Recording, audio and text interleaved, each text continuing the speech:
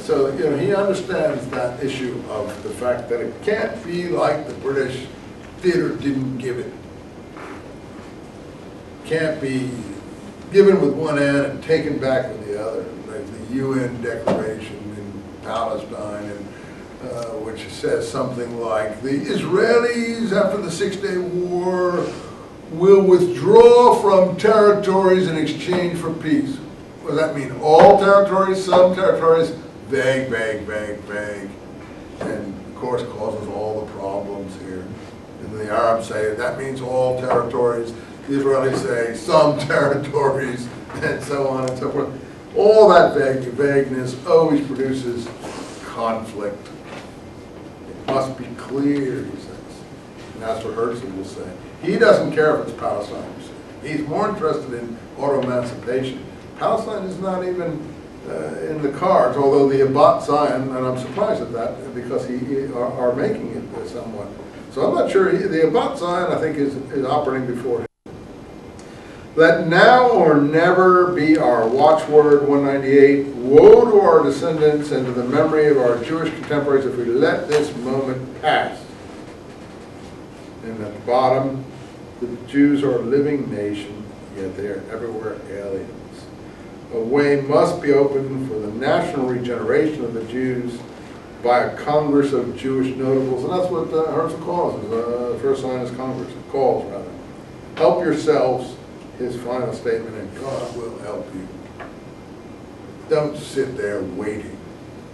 Help yourself, and God will help you. Very inspiring. I don't know how many people paid attention to it.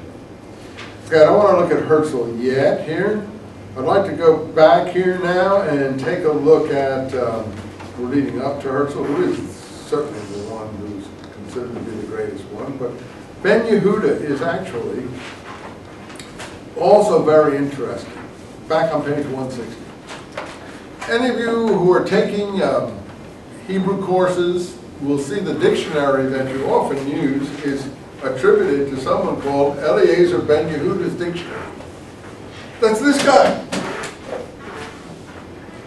He single-handedly revived the Hebrew language all by himself, really.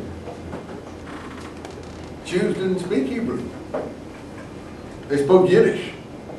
People say, well, isn't Yiddish Hebrew? No, Yiddish is medieval German, a low German mixed with a few Hebrew words written in Hebrew characters. I told you that. Or Ladina, which is same, basically Spanish, Latin mixed with some Hebrew. But they didn't speak Hebrew. It was a dead language. You say it was already dead in Jesus' time? No, I don't think so, because the scrolls are in Hebrew and it's clearly quite living at that time. So I don't think Aramaic had succeeded in ousting Hebrew in the time of Jesus yet. It was both languages were spoken, but I think Hebrew still had the upper hand in Palestine proper. I can't prove that, but that's what I think. Josephus doesn't say that the Jews spoke Aramaic in Palestine. He doesn't say that. Anyway, look at Ben Yehuda, 1858 to 1923. So his dates, how do they look compared to Pinsker here? What were Pinsker's dates? Quick look at the dates. 1821 to 1881. So he's 30 years later than what are Herzl's dates?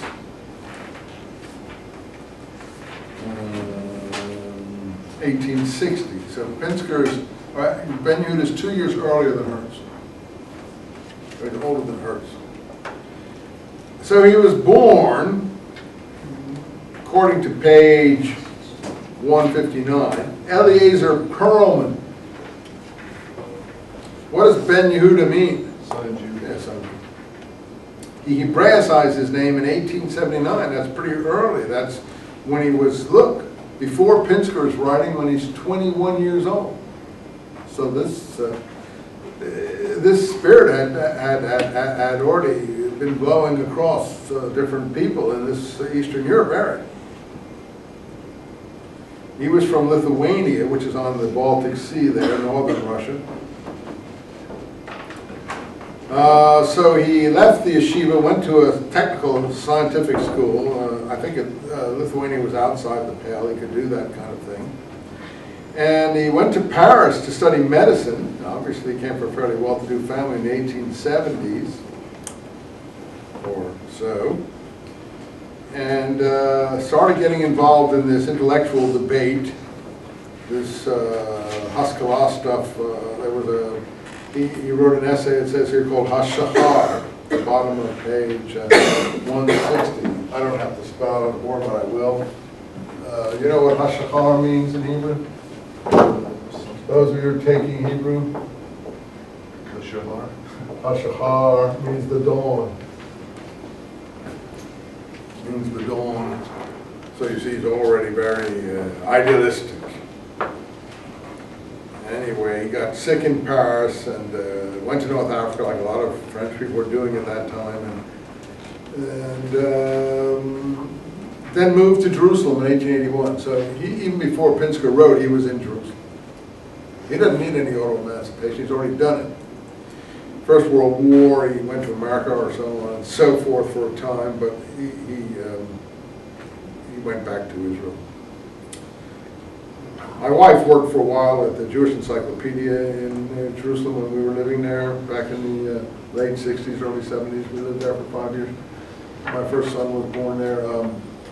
My wife was a convert from England, but we were married in Israel, and you have to do an Orthodox wedding there, so that was all taken care of and so on. And she worked at this place called the Jewish Encyclopedia, the Encyclopedia Judaica, where they're putting together that huge volume of books, because she had worked in journalism prior to that. And one of the people she worked with was a daughter of this man. She was still there in this working, and she was a very interesting person. She was one of this man's daughters. I forget what her name was, but my wife would remember. And she was quite good friends with her, and people really admired and respected her. Salty, older woman. Okay, here's a letter from Algeria, or Morocco, where he's living in 1880. And he's talking, like Pinsker, about the Jewish question, you see?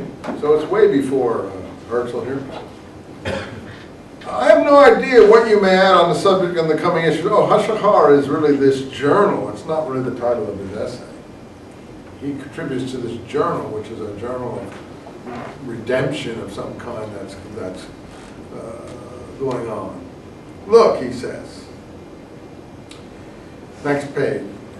He's writing to the editor, I guess. You yourself destroyed all that you've laboriously created in the past decade. Until today, sir, you've been true to the doctrine of redemption. He's writing to the publisher of this magazine. So much so that in one of your books you